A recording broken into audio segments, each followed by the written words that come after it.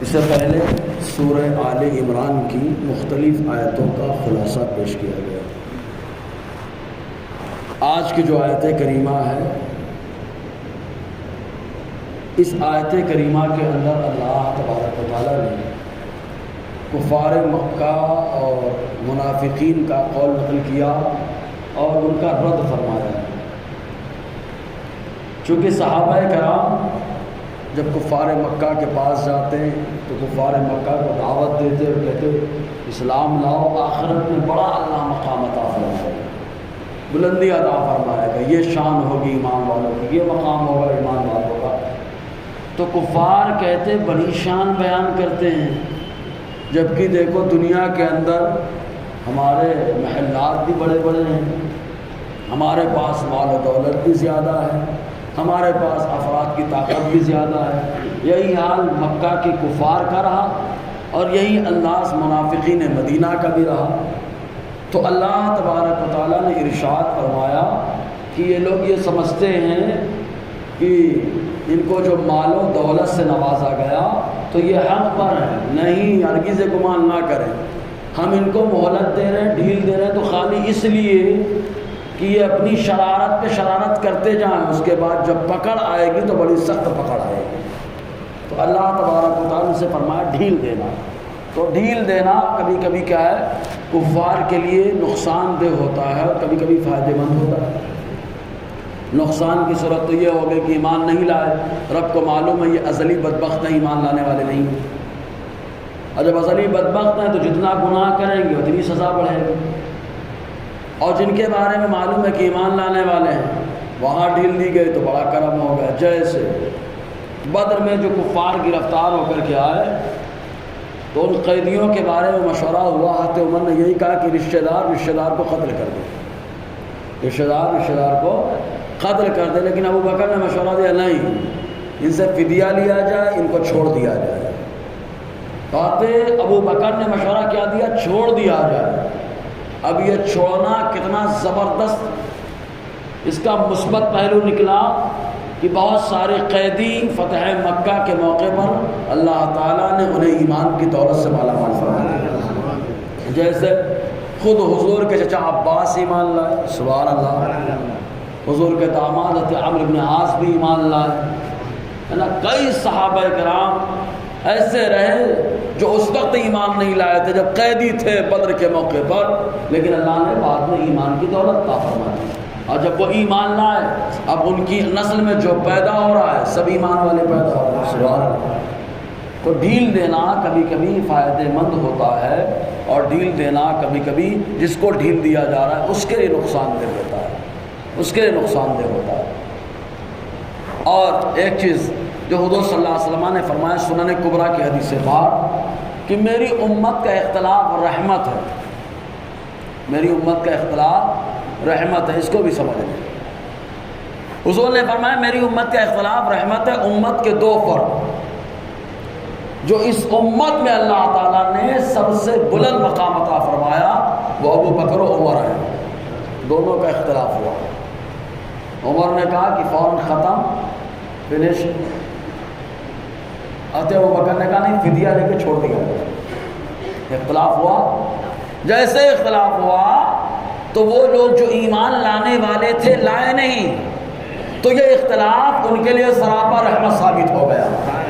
اگر اسی وقت فیصلہ ہوتا، گردن مار دی جاتی تو ایمان کی دولت نہیں ملتی۔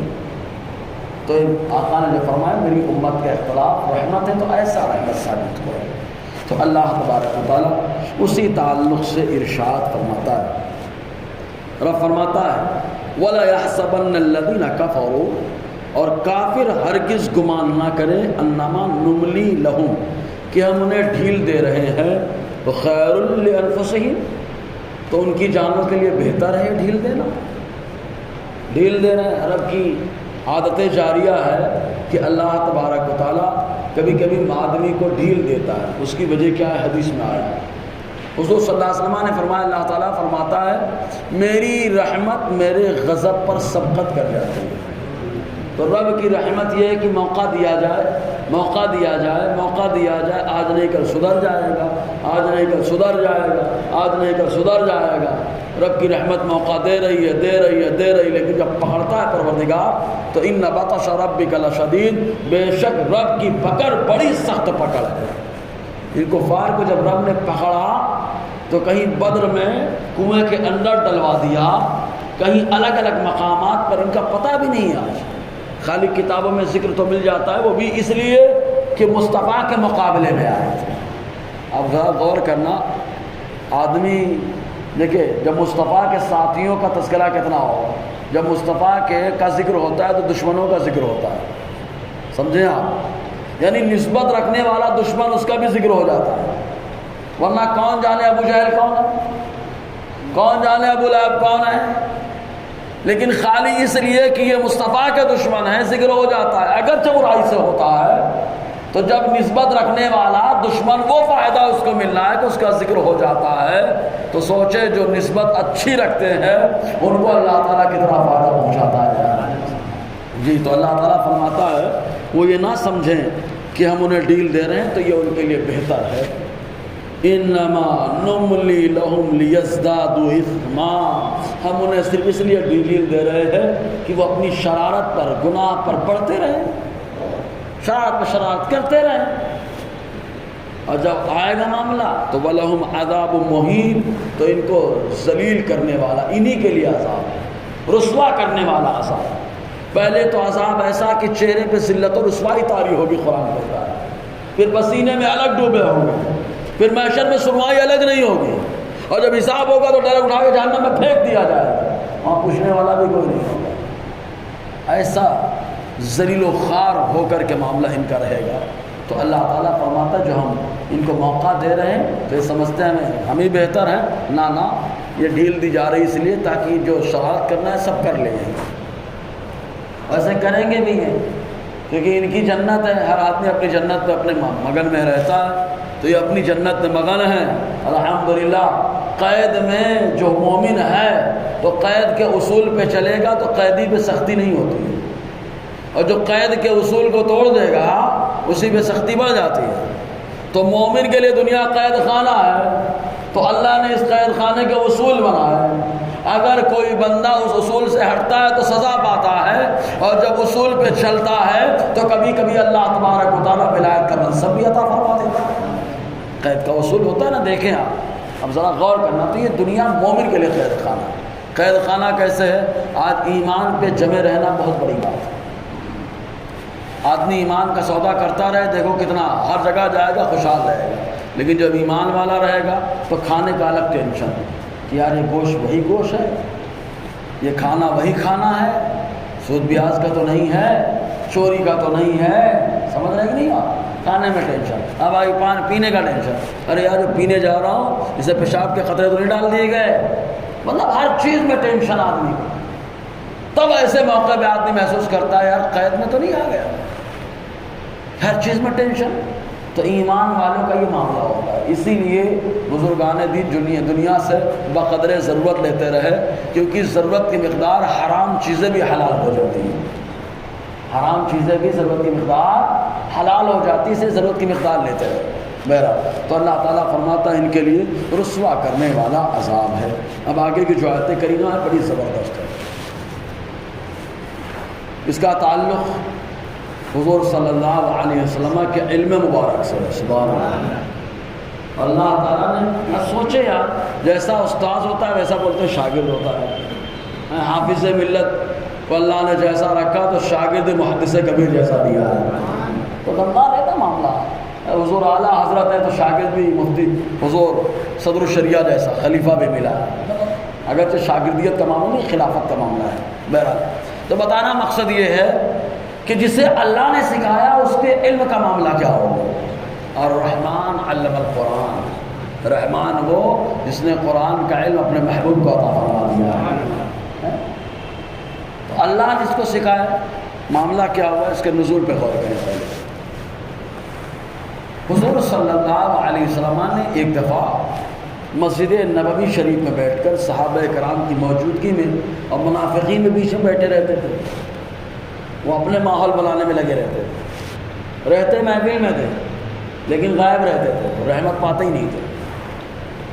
تو حضور صلی اللہ علیہ وسلم نے فرمایا اللہ تعالیٰ نے جب نعمان کی وادی میں حضرت آدم علیہ السلام کو اتارا تو ان کی پشت پر اپنے دستے قدرت کو پھیر دیا، اور جب پھیرا تو قیامت تک جو آدم علیہ السلام کی اولاد ہونے والی ہے ان تمام اولاد کو حضرت آدم علیہ السلام نے پہچان لیا۔ انہی میں ایک روایت مشکات کے اندر ہے، حضرت داؤد علیہ السلام بہت چمکتے ہوئے نظر آئے، بہت چمکتے ہوئے نظر آئے، تو اللہ تبارک و تعالیٰ کی بارگاہ میں حضرت آدم نے کہا مولا یہ کون ہے؟ تو اللہ تعالیٰ نے فرمایا تمہارے ایک بیٹے ہیں جو نبی ہوں گے، ان کا نام داؤد ہوگا، حدیث ہے۔ تو حضور نے فرمایا اس حضرت آدم نے سب کو پہچان لیا، ویسے ہی اللہ تعالیٰ نے میری امت کو میرے سامنے پیش کیا، میں نے ہر ایک کے چہرے کو دیکھ لیا، تو میں جانتا ہوں کون ایمان نہیں لائے گا کون ایمان لانے والا ہے، حضور نے بتایا۔ اچھا اس آیت کا شان نزول بیان کریں گے تو ہی عقیدہ پتہ چل جائے گا کس کا کیا ہے، سمجھ رہے ہیں کہ نہیں؟ اسماعیل سدی صاحب نے بہت ادھیڑا ہے بہرا، تو حضور نے جب بتایا کہ میں سب کو پہچانتا ہوں تو اب تو صحابہ کرام مطمئن ہیں، ان کو کوئی ٹینشن ہی نہیں ہے کہ مصطفیٰ نے کہا، اللہ کے نبی نے کہا، جن کے کہنے سے زمین کی مٹی بھی جنت کی کیاری بن جاتی ہے، اس نبی نے کہہ دیا ہے، ٹینشن ہی نہیں لیا، صحابہ کرام چلے گئے۔ منافقین اپنی اپنی محفل میں بیٹھے، بولے دیکھیں ان کی بات کر رہے ہیں جو ابھی تک پیدا بھی نہیں ہوئے، بولے ان کے چہروں کو جانتا ہوں، ان کے حالات کو جانتا ہوں، ہمارے بارے میں تو جان نہیں پائے، کب سے ہم ان کے بیچ میں رہ کر ان کے خلاف کام کر رہے ہیں۔ حضور کو خبر لگ گئی، حضور تو سب جانتے ہیں۔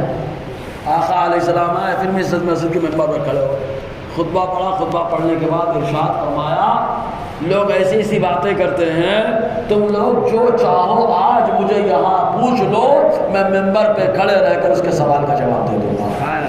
آقا علیہ السلام نے فرمایا ایک صحابی کھڑے ہوئے جن کا نام عبداللہ ابن حذافہ سہمی ہے، انہوں نے کہا اللہ کے نبی صلی اللہ علیہ وسلم میرے ابا کا نام بتائیے، میرے ابا کا نام۔ بظاہر بڑا آسان سا سوال ہے لیکن یہ بہت پیچیدہ سوال ہے، کیونکہ اماں کو ہی معلوم ہے ابا کون ہے۔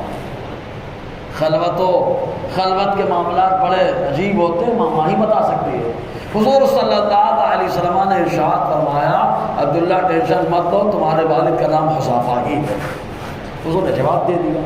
ایک صحابی اور کھڑے ہوئے، آقا علیہ السلام نے خاموش کر دیا۔ حضرت عمر تیور دیکھ رہے تھے، سمجھ گئے تھے، تو حضرت عمر دیکھتے رہے، پھر آقا علیہ السلام نے منافقین کی نشاندہی فرمائی، یہ منافق ہے، یہ منافق ہے، یہ منافق ہے، اور حضور صلی اللہ علیہ وسلم نے پھر آگے وہ حدیث پڑھی جاتی ہے، نکالا 33 لوگوں کو بس۔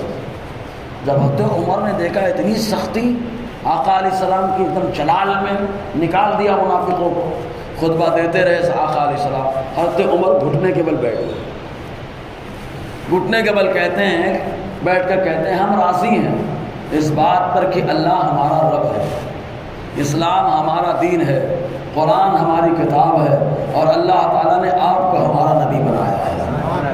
آقا علیہ السلام کا جلال جمال میں تبدیل ہو گیا۔ سبحان اللہ۔ خالی چند جملے دیکھیں، یہ جملے آقا علیہ السلام نے اتنے پسند کیے، جلال کو جمال میں تبدیل فرما دیا۔ اور مصطفیٰ جب جمال فرماتے ہیں تو بیٹھے ہوئے دس کو نہیں، جسے چاہتے ہیں اسے دنیا ہی میں جنت عطا فرما دیتے ہیں، اور جب جلال فرماتے ہیں تو مسجد میں بیٹھے ہوئے کو اٹھا کے باہر پھینک دیتے ہیں۔ یہ مصطفیٰ کا جلالی تیور میرا۔ تو آقا علیہ السلام کے ساتھ جب یہ معاملہ آیا تو فوراً آیت کریمہ نازل ہو گئی۔ اللہ تعالیٰ فرماتے ہیں منافقوں، اللہ کی یہ شان نہیں کہ تم کو غیب کی خبر دے، لیکن اللہ کی شان یہ ہے کہ اپنے پیغمبروں میں سے جسے چاہتا ہے غیب پر مطلع فرما دیتا ہے۔ تو منافقوں کا رد اللہ تعالیٰ نے فرمایا۔ جی ایک قول یہ بتایا جاتا ہے، ایک قول اور، ایسے تو ایسے بہت سارے اقوال پائے جاتے ہیں۔ ایک قول یہ ہے کہ منافقین بڑی شرارت کر رہے تھے، تو صحابہ کرام نے عرض کیا اللہ کے حبیب صلی اللہ علیہ وسلم سے کہ آپ ہمیں کوئی کسوٹی دے دیں تاکہ معلوم ہو جائے کہ کون مومن ہے اور کون منافق ہے، کون مومن ہے کون منافق ہے۔ آقا علیہ السلام خاموشی تھے جبرائیل آ گئے، اور آتے ہی اللہ تعالیٰ کا پیغام حضور کی بارگاہ میں رکھا کہ اللہ تعالیٰ فرماتا ہے مومن کو منافق سے الگ کر دیا جائے، اور اس کی کسوٹی یہ ہے کہ اللہ تعالیٰ ہر آدمی کو اپنے غیب پر مطلع نہیں فرماتا، لیکن جو اس کا پسندیدہ پیغمبر ہوتا ہے اسے غیب کی خبر عطا فرما دیتا ہے۔ تو کسوٹی کیا؟ اللہ تعالیٰ نے بتا دیا جو غیب پر نبی کو مطلع مانے تو اللہ تعالیٰ نے بتا دیا وہ مخلص مصطفیٰ کا ہے۔ سمجھے کہ نہیں؟ جو نہیں مانتا تو نکلا ہے، سمجھ رہے کہ نہیں؟ اور بہت ساری روایتیں ہیں۔ تو آیت کریمہ کیا ہے؟ اللہ تعالیٰ فرماتا ہے، اسی لیے کہتے ہیں قرآن جو ہے نا ہمارے یہاں درس قرآن بس ایسے ہی ہوتا ہے۔ اگر درس قرآن کا معقول پڑھا جائے تو سارے دلائل ہمارے پاس قرآن سے ہی موجود ہیں، ہر عقیدے پہ دلیل مل جائے گی، ہر عقیدے پہ، لیکن اس کے بارے میں انٹرسٹ ہونا چاہیے، انٹرسٹ ہو، جذبہ ہو، تب جا کر کے بہت کچھ ملتا ہے۔ قرآن ہے، قرآن جس کے بارے میں رب فرمائے تبیان لکل شیء، جس چیز کا بیان تلاش کرنا ہے آ جاؤ میرے قرآن کو اٹھا کر دیکھ لو، ہر چیز کا بیان ہم نے اس کے اندر کر دیا ہے۔ اللہ نے ہر چیز کا بیان کر دیا۔ ایک بات بتائیے، آپ کی اگر کوئی چیز گم ہو جائے گی تو آپ کہاں جائیں گے؟ ہمارے یہاں تو چلتا ہے کیا، بابا کے پاس چلو، کجری لگائیں گے، بابا کجری لگائیں گے اور نابالغ بچے کو دکھائیں گے۔ کیوں رے بھیا، بابا اتنا نہیں پہنچا کہ بڑوں کو دکھا دے؟ نابالغ کو دکھایا کیوں؟ نابالغ کو سمجھتا ہی نہیں ہے، بابا جتنا بولیں گے نابالغ اتنا بولے گا، سمت بتائے گا۔ کجری میں اتنا دم آ گیا کہ وہ بھی انگوٹھے میں دکھاتا، نابالغ کو دکھاتا۔ ارے دم تو یہ ہے کہ مصطفیٰ جان رحمت نے جسے ہندوستان بھیجا، پیر نے خالی 2 انگلیاں دکھائی، پوچھا کیا نظر آتا ہے؟ کہا 18,000 عالم نظر آ رہا ہے۔ سمجھے نا؟ تو جو پہنچا ہوا ہوتا ہے وہ نابالغوں کو نہیں دکھاتا، سب کو دکھا دیتا ہے۔ سمجھا؟ یہ جان بوجھ کے بتایا میں نے، اپنے آپ وہ چلتا ہے۔ کجری لگا کے دیکھیں گے کہاں پہ گیا، کیا کر رہا ہے۔ بچہ چلا گیا تو باباؤں کے چکر میں پریشان، اور پریشان آدمی کو کیسے لوٹنا ہے برابر آتا ہے بابا جی۔ اتنے لگیں گے، میں لیتا نہیں ہوں، کچھ نہیں لیتا ہوں، بس خالی اپنا خرچہ لیتا ہوں۔ ابھی کاجل لگانے میں کیا خرچہ لگ رہا ہے؟ کاجل میں لے کے آتا ہوں، کاجل تو میں لے کے آ جاتا نا، کاجل لگا دو، مت بولنے کا پیسہ لے رہے ہیں۔ لیکن کہتے ہیں کہ جب تک، اب بیوقوف تو نہیں کہیں گے، لیکن جب تک کم عقل لوگ ہوتے ہیں عقل مند بھوکا نہیں مرتا ہے۔ لوبی گاؤں میں لگاڑ، وہ جملہ نہیں بولنا چاہ رہا تھا، سمجھ رہے کہ نہیں؟ یہ حال ہمارا ہو گیا ہے۔ قرآن میں کیا نہیں ہے؟ اب چوری ہو جاتی، بابا کے بابا کو تعویذ دے دو۔ ارے یار اگر ایسے ہی ہوتا تو پولیس کا سسٹم پوری دنیا سے ختم ہو جاتا۔ 12-13 بابا پوری دنیا پہ حکومت کر رہے ہیں، سمجھے کہ نہیں؟ آپ میں پہنچے ہیں، وہ پہنچے ہیں۔ ارے یار جب ان باباؤں کے ایڑا بنانے سے ہم لوگ ایڑا بن جا رہے ہیں تو دجال کا فتنہ کتنا خطرناک ہے۔ وہ تو بارش ہی برسائے گا نا، وہ تو سبزہ بھی اگائے گا نا، وہ تو سب کرے گا، لیکن سب کو نظر نہیں آئے گا کہ وہ کافر ہے۔ لیکن اللہ تعالیٰ جسے ایمان کا نور عطا فرماتا ہے اسے پیشانی پہ برابر کافر نظر آئے گا۔ سوال ہے نا؟ ویسے باباؤں کا معاملہ ہے، جس کے پاس دین کا علم ہوتا ہے برابر سمجھ جاتا ہے ایڑا بنا رہا ہے، صحیح ہے کہ نہیں؟ تو آدمی کے پاس جتنا علم ہوتا ہے اتنا کام کرتا ہے، ادھر ادھر بھاگتے۔ ایک صحابی ہیں جن کا نام عبداللہ ابن عباس ہے، سبحان اللہ، یہ حضور کے کزن ہیں، چچا زاد بھائی، اور حضور نے ان کو دعا سے نوازا تھا، اے اللہ میرے عبداللہ کو قرآن کی سمجھ عطا فرما۔ حضور کی دعا ہے، حضور کی دعا، قرآن کی سمجھ عطا فرما۔ اب حضور کی دعا کتنی قبول ہوئی معلوم؟ ایک بار بخاری شریف میں خود حدیث ہے، فرماتے ہیں اونٹ کی نکیل گم ہو گئی، نکیل مطلب لگام، نکیل گم ہو گئی، فرماتے ہیں میں اس کو تلاش کرنے کے لیے قرآن کھول کر کے بیٹھ گیا۔ سبحان اللہ۔ تو سمجھ میں آیا؟ ہم لوگ ہوتے تو 2-4 بابا کے پاس تو جاتے ہیں، جتنے کی نکیل نہیں اتنا تو پیسہ خرچہ ہو ہی جاتا، اور اس کے لیے جاتے کاروبار اچھا ہو جاتا، صحیح ہے؟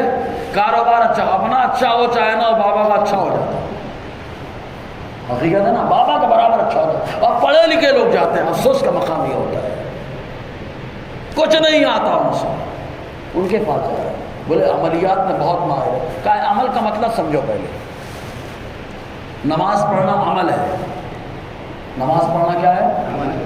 قرآن پڑھنا کیا ہے؟ عمل ہے۔ سچ بولنا کیا ہے؟ حلال کھانا کیا ہے؟ سمجھ رہے کہ نہیں آپ؟ اور عادت و وظائف کرنا کیا ہے؟ عمل ہے۔ بولے عملیات میں ماہر ہے، اگر عملیات میں ماہر ہوتا تو سنتوں کا بھی پابند ہوتا، نوافل کا بھی پابند ہوتا۔ سمجھے کہ نہیں؟ کائے کا بھی یاد ماہر یہ بنائیے کہ مائنڈ کیسے پڑھ لیتا ہے، اس میں ماہر ہے نا۔ ٹیچر لوگ ہیں، مسکرا کے آپ لوگ تو ہم سے زیادہ سمجھیں گے نا ذہن کو کیسے پڑھنا ہے۔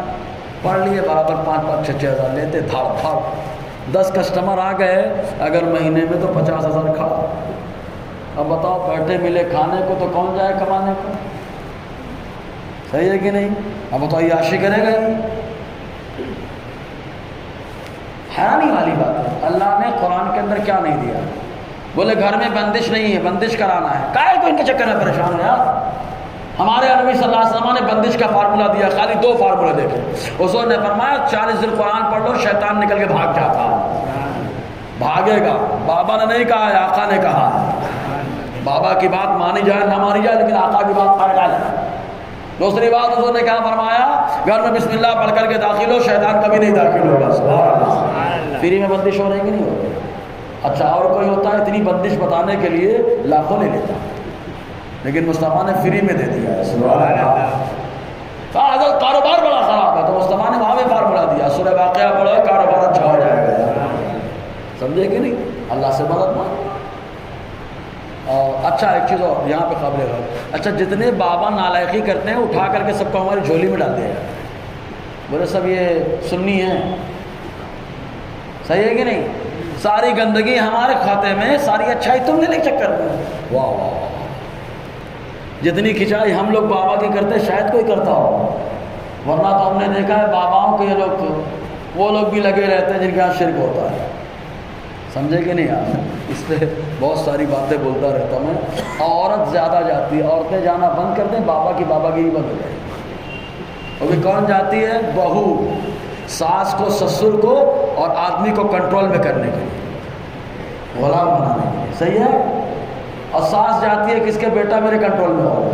اب دونوں کے چکر میں بیٹا، اور تعویذ میں کچھ دم نہیں ہو۔ تعویذ میں اثر ہوتا ہے لیکن دینے والا آج کے دور کا بابا نہیں چاہیے، دینے والا مصطفیٰ جان رحمت چاہیے، حضور صلی اللہ علیہ وسلم کے غلام چاہیے، یہ دنیا کے غلام۔ آقا علیہ السلام نے بھی صحابہ کو تعویذ دی، حدیث سے ثابت ہے۔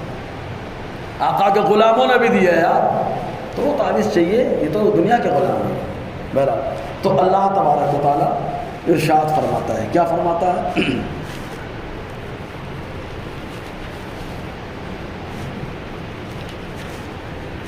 رب فرماتا ہے ما کان اللہ لیذر المؤمنین علی ما انتم علیہ۔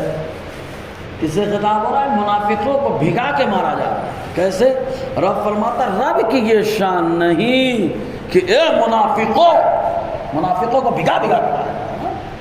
رب کی یہ شان نہیں اے منافقوں کہ وہ جس حالت میں تم ہو اس پر ایمان والوں کو چھوڑ دیں۔ سبحان اللہ۔ تو منافق جس حال میں ہے اس حال میں کبھی ایمان والا نہیں ہوگا۔ منافق کا عقیدہ اسی ٹائم سے تھا، مصطفیٰ نہیں جانتے ہیں، اور مومنوں کا عقیدہ یہی رہا، مصطفیٰ سب جانتے ہیں، مصطفیٰ سب جانتے ہیں۔ ٹھیک ہے؟ حتی یمیز الخبیث من الطیب، یہاں تک کہ اللہ تعالیٰ خبیث کو اچھوں سے الگ کر دے۔ منافق خبیث، اب بتائیے کسی منافق کو اگر خبیث ہم کہہ دیں تو بولے مولانا ہو کر گالی دے رہے ہیں۔ اچھا آپ بتائیے قرآن کی آیت تراویح میں پڑھتے کہ نہیں پڑھتے؟ تو نماز میں ہم منافقوں کو خبیث کہے کہ نہیں کہے؟ بولو خبیث کہے کہ نہیں کہے؟ بولے ممبر سے بول رہے ہیں منافقوں کو خبیث، آپ کیا کر رہے ہیں؟ مصلی سے بول رہے ہیں، نماز کے اندر بول رہے ہو؟ اور قرآن کے اندر آ گیا، کس نے بولا؟ اللہ نے بولا نا۔ تو منافقوں کو خبیث بولنا یہ بھی اللہ تعالیٰ کی سنت کریمہ ہے۔ ایمان والوں کو اللہ نے طیب بنا دیا ہے، اللہ نے طیب بنا دیا، اور بہت سارے نکتے ہیں انشاءاللہ اگلے ہفتے اس پر روشنی رہے گی۔ اللہ تعالیٰ ہم سب کو فیضان قرآن برکات قرآن